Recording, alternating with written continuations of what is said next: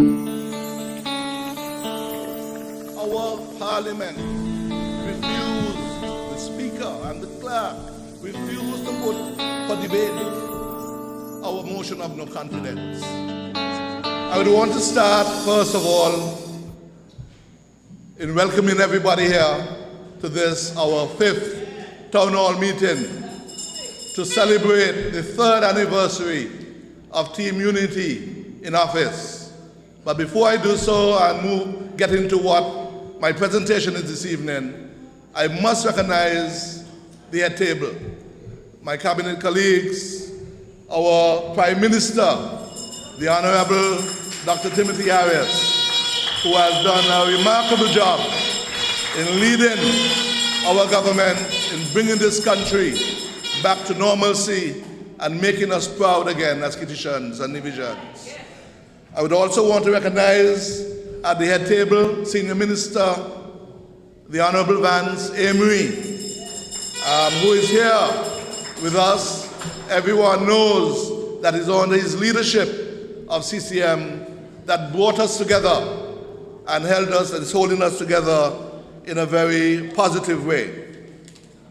I also want to recognize as well with us our Senator, Deputy Speaker of the Parliament, the Honorable Akila Byron, who is here with us, and all other distinguished guests here in the audience. And of course to you, looking so beautiful in your orange, your white, and so on. Give yourselves a round of applause.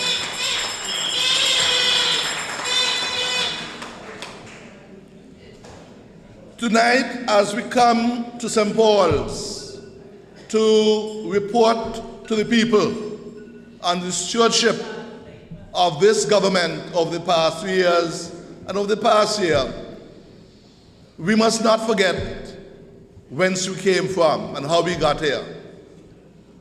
We come every year on our anniversary to tell you what we have done, why we are doing what we are doing now, and what we intend to do over the next year and years.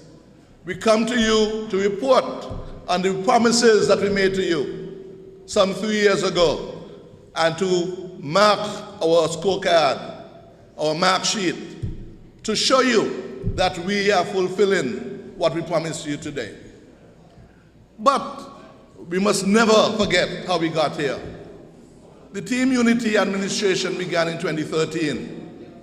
And after we took some time to come together, Prime Minister likes to speak about how our chairman, Gene Hamilton, had introduced us to the different forms of coming together, our forming and our norming and our storming.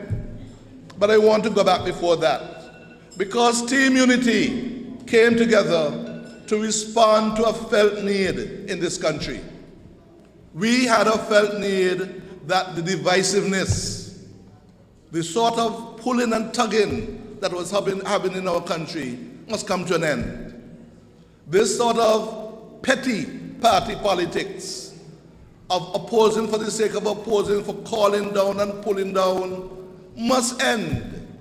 And 3 parties, the Concerned Citizens Movement over in Nevis, the PLP, the People's Labour Party here in St. Kitts, and the People's Action Movement came together, different poles, having different thoughts and different philosophies, came together to work together to make a difference in our country.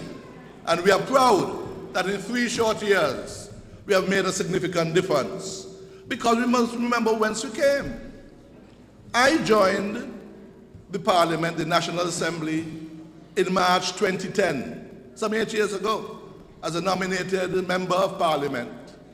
And from the first day I joined there, or the second day, I observed a very serious deficiency in our country. Because when we joined, you must have the full complement of the Parliament to do so. There must be a Speaker, there must be a Deputy Speaker. And when we started on March 10th, 2010, we got a deputy speaker in the form of one Richard Skerritt. The next day he resigned. And for 5 long years, our country was without a deputy speaker. Our constitution demands that we have a deputy speaker. We have the Honorable Akila Byron here, Byron Nisbet. She could be a minister of government, and we will have no deputy speaker. But because we want to fulfill our mandate to keep our constitution proper and good, to restore the democracy that we say, we maintain that as deputy speaker, she will do her functions as a senator in the parliament without being a member of cabinet. But for 5 long years, that's where we started. And we must recall the motion of no confidence, when for 26 months, from the 11th of December 2012 until we had our elections, there was tabled in the parliament, as the constitution demanded, and said we could do, a motion of no confidence in the then government of Denzel Douglas. And for 26 months, our parliament refused, the speaker and the clerk refused to put for debate our motion of no confidence. They said it wouldn't happen. On our side, on the opposition benches, we had the majority of elected representatives. They had the minority in the government, and yet a minority was ruling St. Kitts. It don't happen. The constitution was being abused by the government. You'd recall that in January 2013, the Dr. Douglas administration went to Parliament to try to change the balance so they could have more seats by introducing a bill to increase the number of senators so that when it comes to voting, they think they would have an unfair advantage. We went to court, and that attempt, that act, was struck down as unconstitutional. The Douglas administration was passing unconstitutional legislation. And don't forget the boundaries, or the boundaries. For 4 different occasions, twice in 2009, 2013, and again in 2015, the Douglas administrations have tried to change boundaries in this country. And we say illegally, unconstitutionally. On 3 occasions, the boundaries were struck down. The 4th one, I'll talk about it a little later. But the point I'm making is that this Team Unity government came together because we needed to uphold our Constitution. It says on page 1 of our Constitution that this is the supreme law of the land. It is the highest level of the law, and we must uphold our Constitution. The Constitution is critical. And so when we came to you in 2013, we coined that slogan, restoring democracy, restoring the Constitution to what it is. And as I said, that's why we have a deputy speaker. That is why we will and continue to uphold the Constitution. I should mention very quickly, of course, that when we came to you two, it was in a very awkward period, a very funny period. In 2010, we had gone through a period when the past administration, the Douglas administration, had year after year after year brought to this country deficit budgets every budget session. $100 and something million deficit, $120 million deficit. Every year we were deficit spending going on in this country. And remember what happened. St. Kitts became one of the most, if not the most indebted country in this world. $3 billion worth of debt. $3 billion worth of debt. Utter mismanagement. If you get your salary and you're spending more than what you get, and you spend more than what you get, they're going to throw you out of your house. You can't eat. When you become indebted, it's a horrible thing. And we were heading that way. And remember what happened. Electricity went up 85%, 86%. Water went up 600%. That's what our bills were. And what happened? VAT, 17% VAT dropped on us. And don't forget those haircuts. Even the churches and all lost up to 50% of their money during that period. It was a period where we were having serious economic difficulties in this country. The dreaded IMF came and they're watching us, they're watching us, they're watching us. $200 and something million borrowed from the IMF.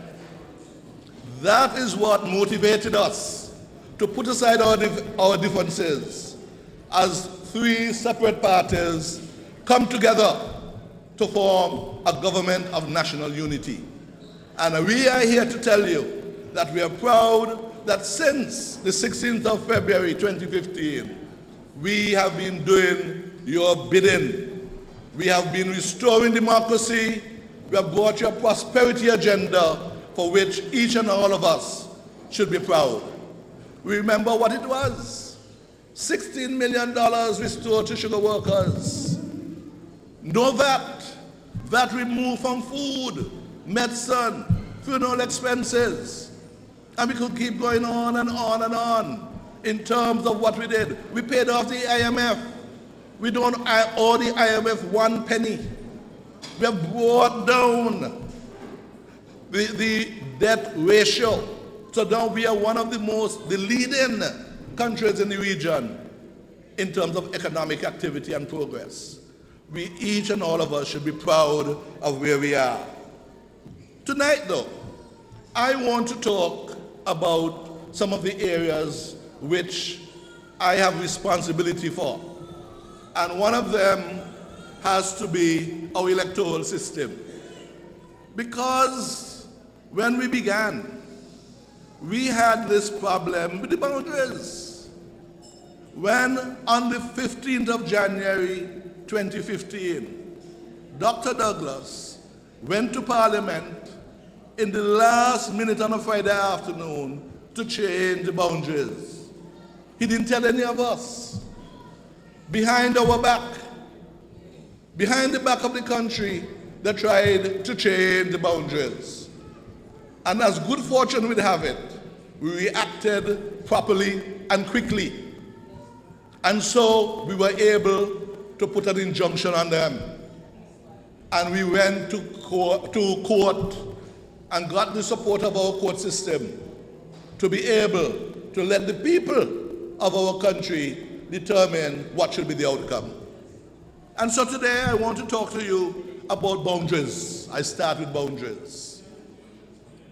Our Constitution says that in every 5-year term, we should review the boundaries. That simply means two things. That the Governor General will consult with the Prime Minister. The Governor General will consult with the Leader of the Opposition. And the Governor General would then, having invited the government and the opposition, to put up 2 members each to this Boundaries Commission. He, the Governor General, having consulted with the Prime Minister, Dr. Harris, and the Leader of the Opposition, Dr. Douglas, he will appoint a chairman to head a 5-man committee, who will then determine, 1, do we need more constituencies in St. Kitts and Nevis? Right now we have 8 constituencies in St. Kitts. We have 3 in Nevis.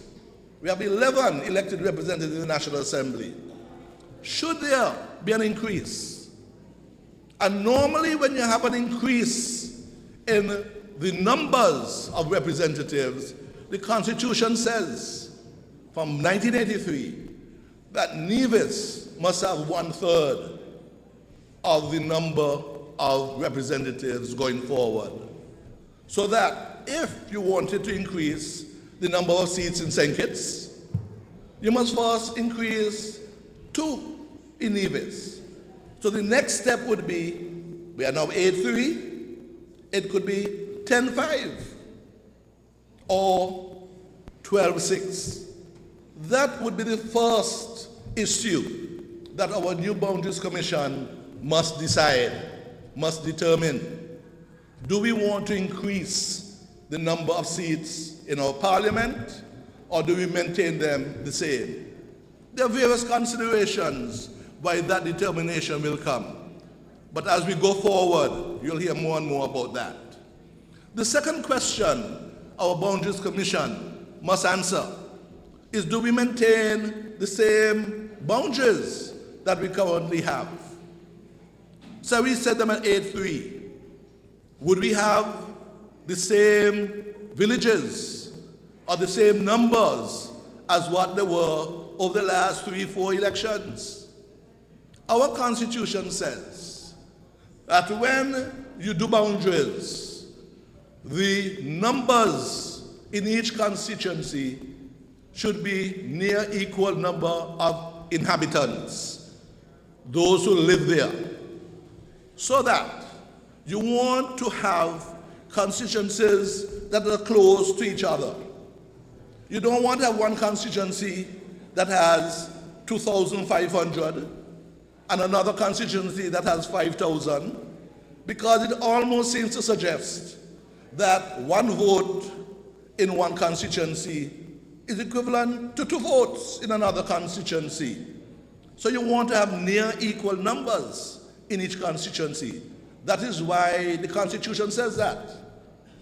And so the 5-member committee will look at the boundaries and see if they are unequal. And in some cases, they are very unequal. They're very unequal. For instance, let's check Constitution number 8. Has nearly 6,000 inhabitants. Sandy Point, Constitution number 5, has less than 3,000. They're unequal. And we should make every effort to try to bring them more in line with each other. But before we do so, we still have to resolve the outstanding matter of the boundaries from 2015.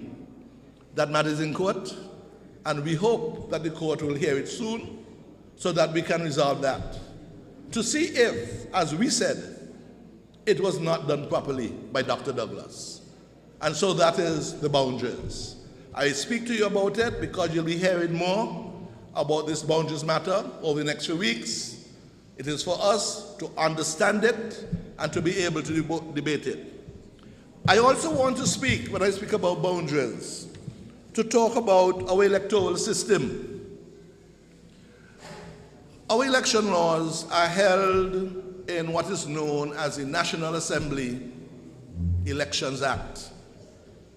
This is a law that goes back many years, and there have been amendments from time to time to time. And what it is, one of the real sticking points for most of us has been the question of voter registration. How do we register people? And over the years, it has gone from bad to worse. And so when people say, you want electoral reform, we must have electoral reform, it really means at the center of it, we believe fixing the voter registration system. Because some people who live in one constituency, in one area, they go and they register in another constituency to make it unbalanced, so that we can give an unfair advantage to one party over another.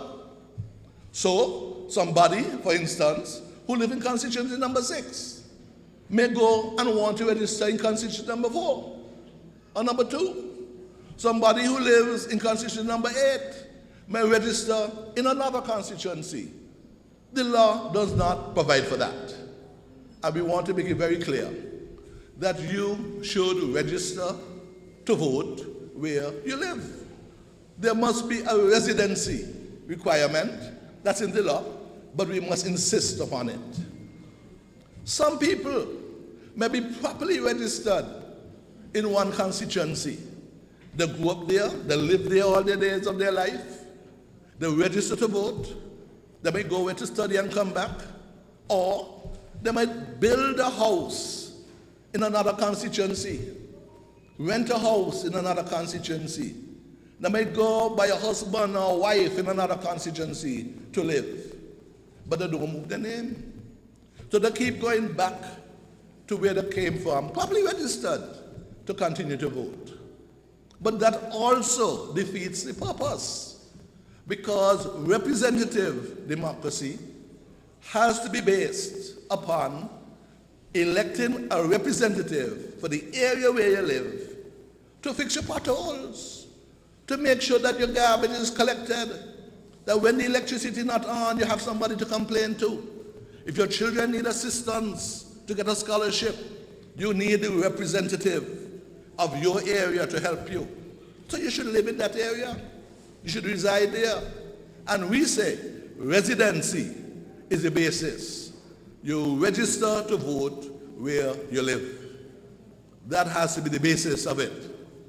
And so, what does that mean? Where somebody who lives, say, in Leeds, England, who ain't got a pothole to fix and don't have no garbage collection, but come back here and register and vote and go back, and the night before the election they come and they vote and they go back. And it's for us to decide whether it is that connection with somebody over there, born Kiddishan, neighbor Stringberry here, they might have a property here. Should they be able to do that? Or those who live here, should they determine that we should pick who are going to represent us and make decisions for us here? So it is something that we must have a debate for nationally. We say that if that person wants to do something like that, I say, and we propose, because the discussion we're having, that such a person should reside here in the constituency where you want to register to vote for a period of time. Say 6 months, 3 months, a year. The people can decide. But we say that we need to have that debate, that discussion. And as we go forward, your team unity administration will determine that we will come to the people, we will put in the parliament a draft bill and discuss it. And you determine if you need to tweak it. Oh no, I don't like that, I'll change it. But we need to fix the problem of our voter registration. We cannot have situations where you have in one constituency 6,000 people and another one 1,500. You cannot have where people move and do it because something is wrong with it. And we need to review it as a people and determine how we move forward.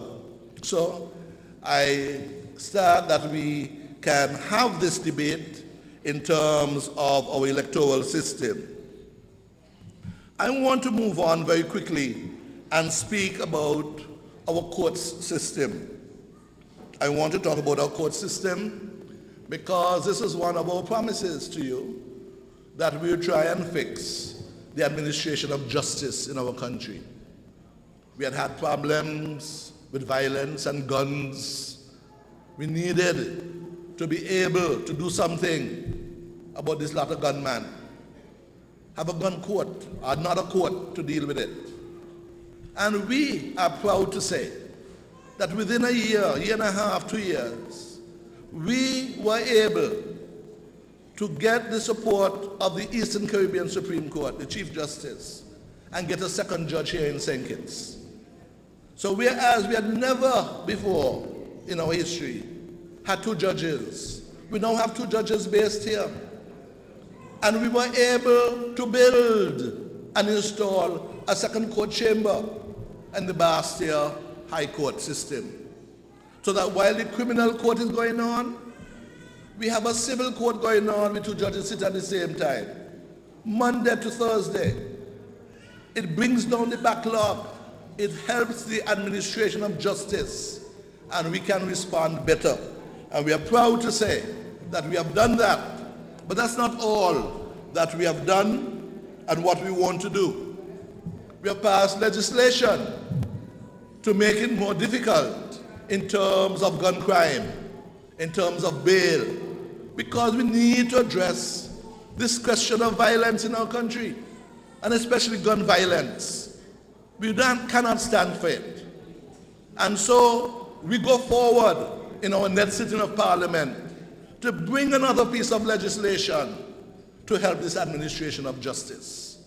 We will amend the Magistrates' Code of Procedure to change what is called the preliminary inquiry.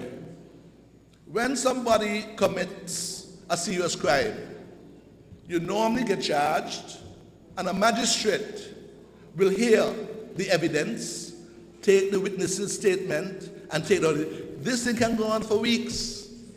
It can go on for a long time before you get there.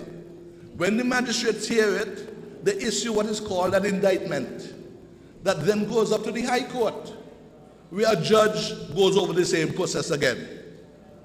And so some cases can take 2 years, 3 years, 4 years before you get to trial. The delay is untenable. We cannot allow it to continue. It is terrible for the accused because they don't know, they may be innocent, they may be guilty, but the accused needs to know what the story is. But so too about the victim. What happens to a victim after 2, 3 years? Somebody do you something and you can't get justice. A child, for instance, 11 years old, gets raped. By the time the case gets to court, they're 15, 16. The body doesn't change. It influences the jury. And so the process of the administration of justice must be improved. And we say we will abolish the preliminary inquiry. And we'll be introducing a new form of speeding up the process to trial by introducing what is called a paper committal. We will do a paper committal in which the same statements that the police do, the same statements that the accused do and others do, goes before a judicial officer, a magistrate, a master, or even a judge, to see if there is sufficient evidence to prepare an indictment. We believe that such a process will reduce the time of trials significantly, maybe by more than a year, and even more than that, by introducing and speeding up the administration of justice and making all of us feel better in the community. Because the accused, the victim, and the community as a whole must feel that they're getting justice out of our administration of justice system. And so I wanted to mention that.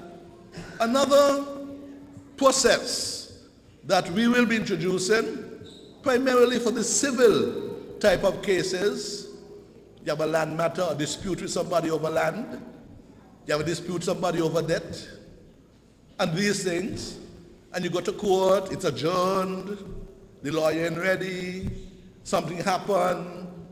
We say that more and more we'll be introducing the process, or expanding, because they're already in vogue. We'll be expanding the process called mediation.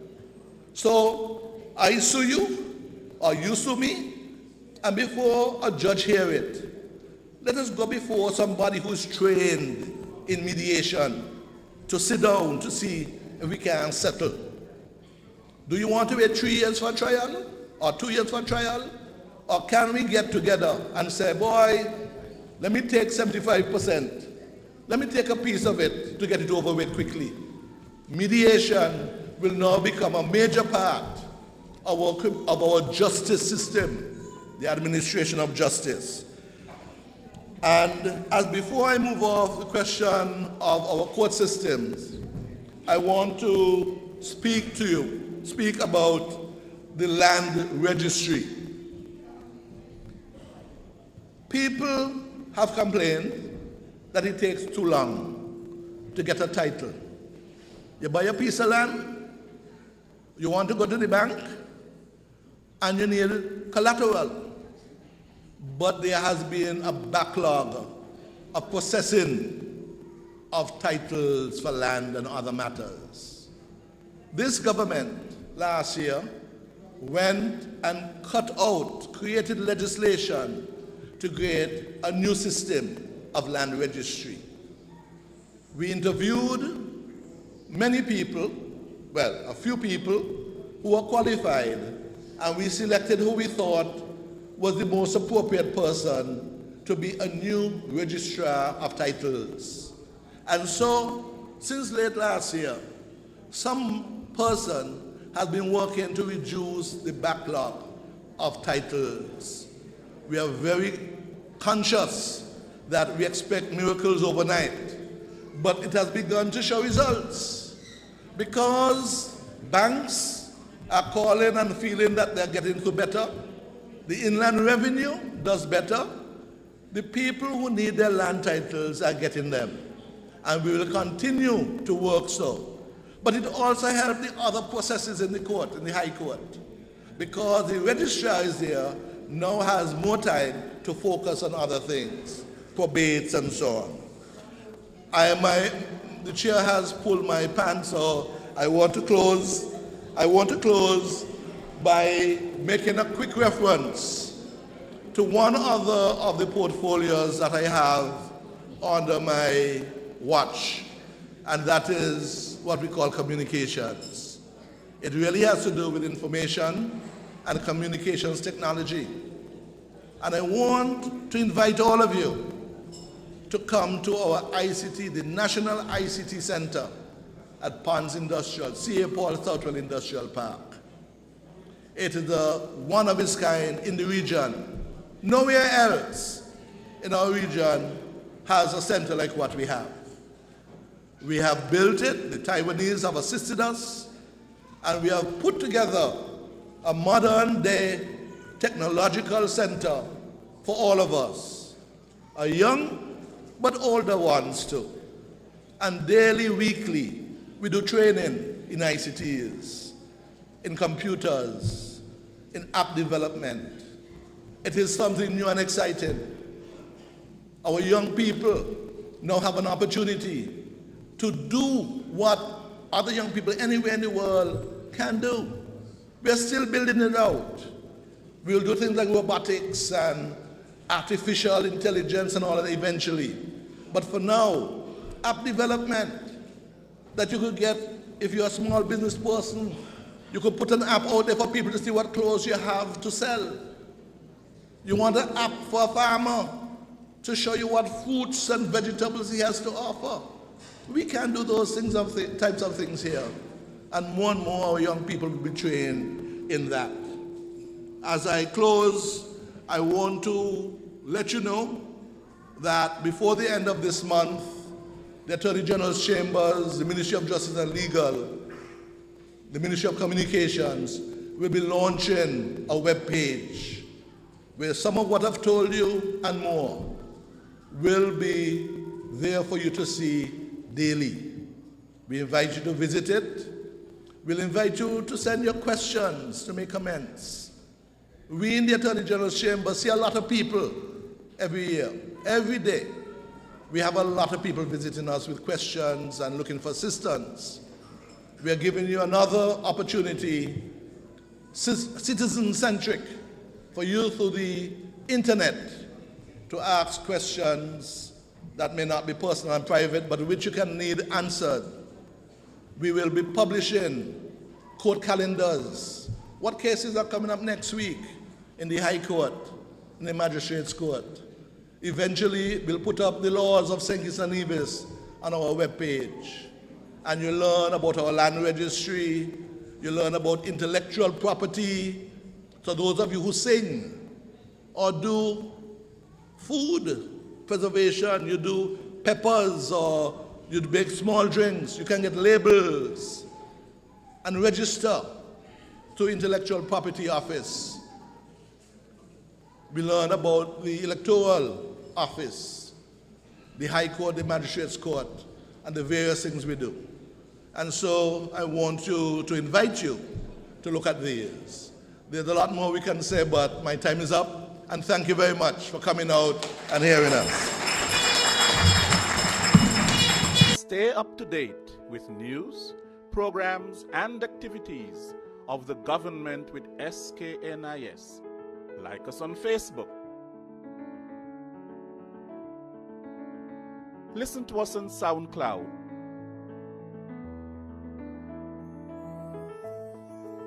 Follow us on Twitter. And watch our videos on YouTube. Connect with us today. SKNIS, St. Kitts and Nevis Information Service.